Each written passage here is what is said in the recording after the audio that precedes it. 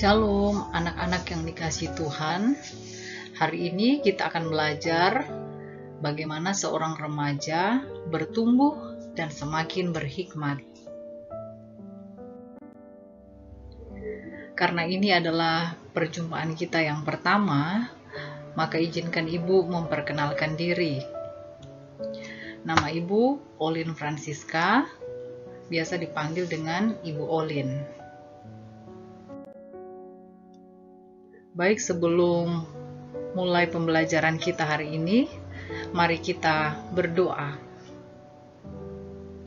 Ya Tuhan, pemilik kehidupan kami bersyukur atas keselamatan yang Tuhan anugerahkan bagi kami.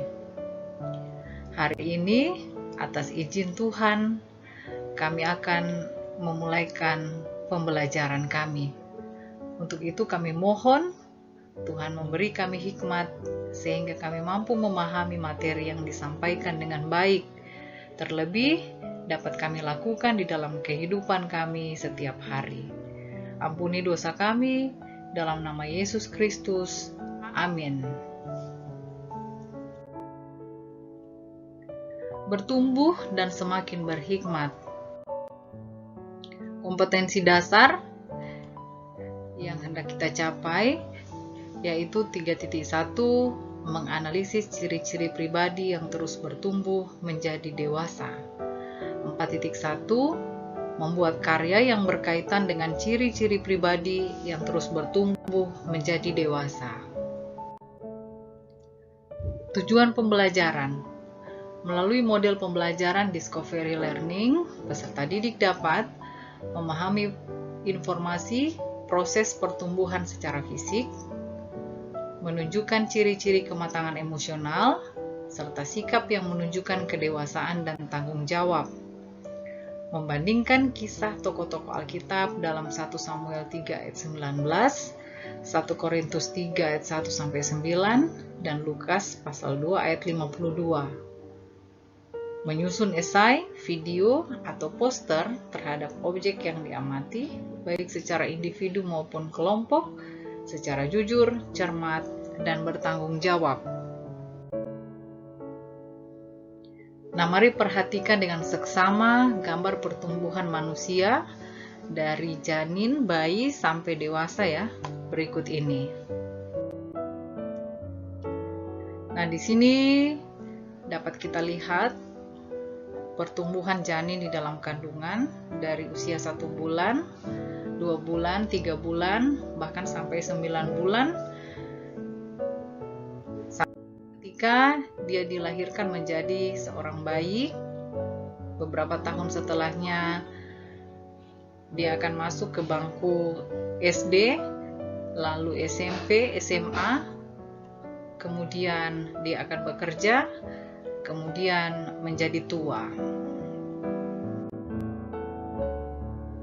Nah, kalau kita perhatikan dari gambar tadi, kira-kira apa saja ya perubahan yang terjadi secara fisik pada manusia yang sedang bertumbuh? Hal ini dapat dikaitkan juga dengan anak-anak yang sekarang duduk di bangku SMA kelas 10. Nah, tentu saja terjadi perubahan secara fisik ya, sejak kalian duduk di bangku TK, SD, SMP, dan SMA. Ya, perubahan yang terjadi yaitu tubuh yang semakin tinggi, berat badan yang makin bertambah. Untuk laki-laki biasanya akan tumbuh yang namanya jakun. Suara akan menjadi lebih berat ya, mengalami perubahan. Nah, perempuan biasanya akan mengalami yang disebut menstruasi. Mungkin masih ada hal-hal yang lain ya, secara umum yang dapat kita sebutkan. Anak-anak juga dapat merasakan perubahan-perubahan yang terjadi pada diri kalian sejak kecil sampai dengan saat ini.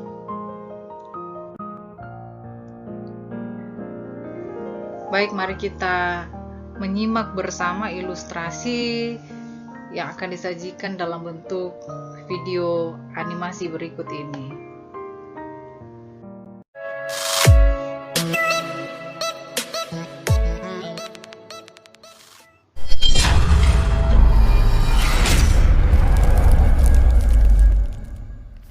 Salam, selamat siang Bu. Salam, selamat siang juga. Udah pulang kah? Oh, kenapa juga wajahnya lemas begitu? Gak apa-apa, Bu. Kak, Ibu perhatikan dari tadi mukamu murung terus, Bah. Kenapa begitu tuh? Yalah tuh kalau ndak mau cerita. Tapi jangan lupa mandi loh ya. Lupa Ma, tadi itu.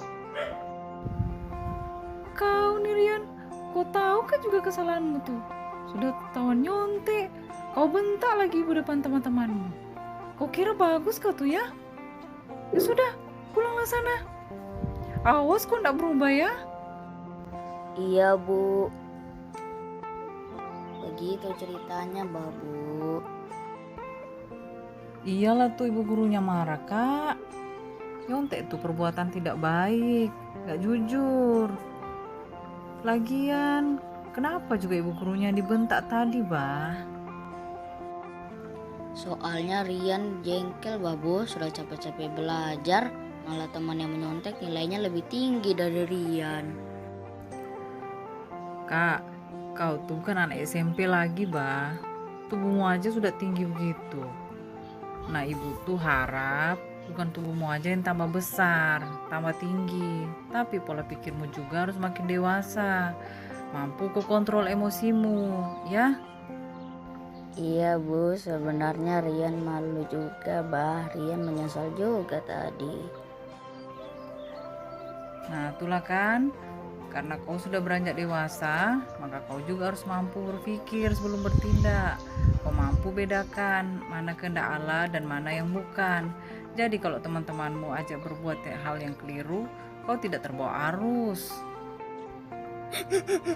Rian minta maaf Bu. Jadi Rian harus bagaimana? Yalah, nggak apa-apa. Besok kau minta maaf ke ibu guru ya.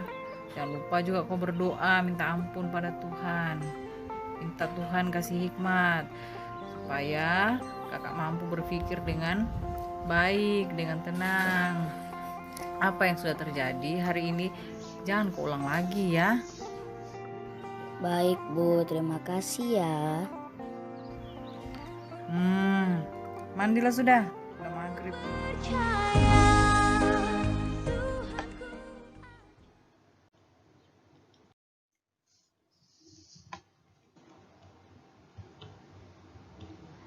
Nah, dari tayangan video tadi, kira-kira hal-hal apa saja yang menunjukkan kematangan secara emosional? Kemudian, sikap seperti apa yang menunjukkan kedewasaan dan tanggung jawab? Nah, kalau kita lihat di bagian awal video, Rian menunjukkan bahwa dia adalah remaja yang belum matang secara emosional.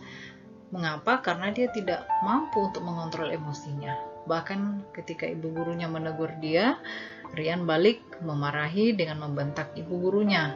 Dia juga bersikap tidak jujur karena sudah menyontek. Tetapi di bagian akhir video, Rian menunjukkan kedewasaan dan tanggung jawab. Karena Rian tidak hanya mengakui kesalahannya di depan ibunya, tetapi dia berjanji mau mengakui kesalahannya di hadapan Tuhan, minta ampun kepada Tuhan juga kepada ibu guru. Hal ini menunjukkan bahwa Rian adalah remaja yang dewasa serta bertanggung jawab. Sehingga dapat disimpulkan, menjadi dewasa berarti seseorang menjadi lebih mampu mempertimbangkan dampak dari segala perbuatannya. Artinya dia tidak hanya berpikir sendiri, tetapi dia juga mau melibatkan Tuhan. Sehingga apapun yang dia lakukan itu bukan karena kemauannya sendiri, tetapi karena Tuhan yang menolong untuk melakukan dan memutuskan apa yang harus dia lakukan.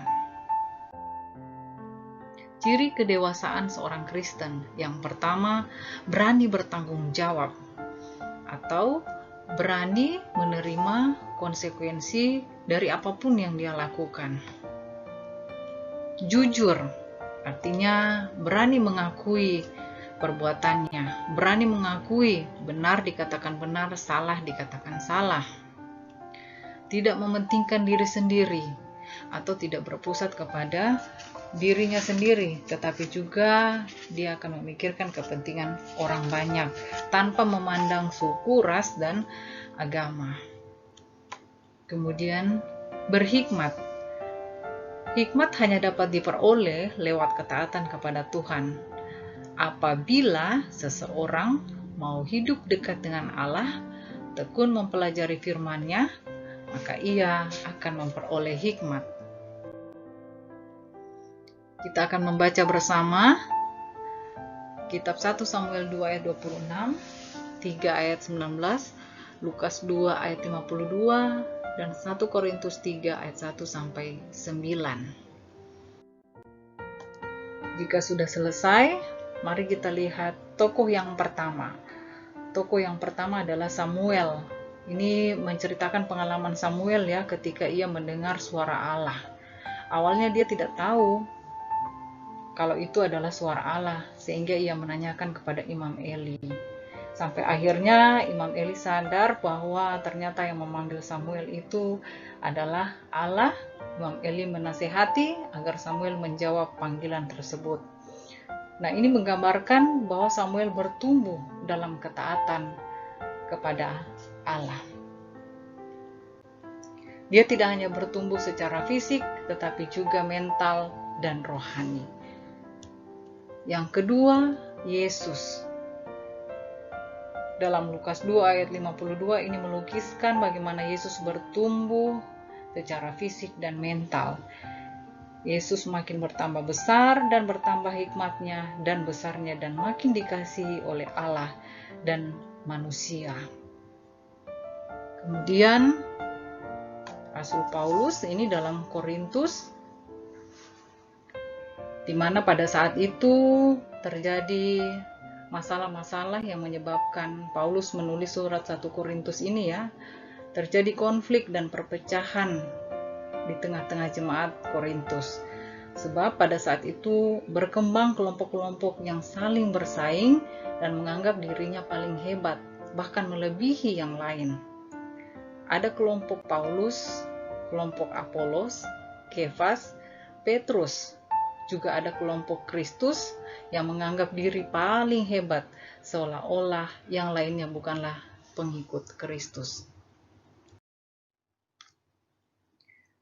Nah, anak-anak, tentu sikap seperti demikian itu tidak baik.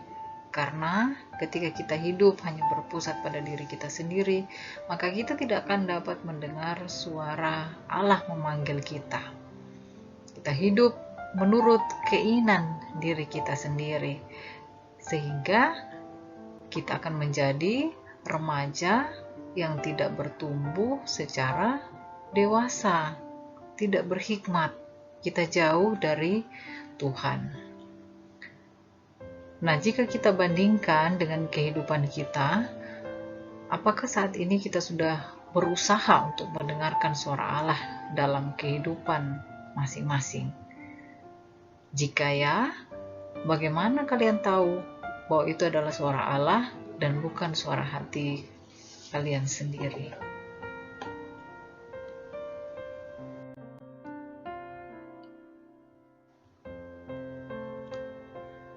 Suara Allah tentu mengarahkan kita semua pada kebaikan. Kebaikan itu sendiri mungkin belum dapat dilihat dan dirasakan saat ini karena kita merasa terlalu berat. Tetapi bagi orang yang sudah dewasa dalam berpikir dan bertindak, maka mereka akan melaluinya dengan tabah. Karena hidupnya tidak lagi berpusat pada dirinya sendiri, melainkan kepada Kristus.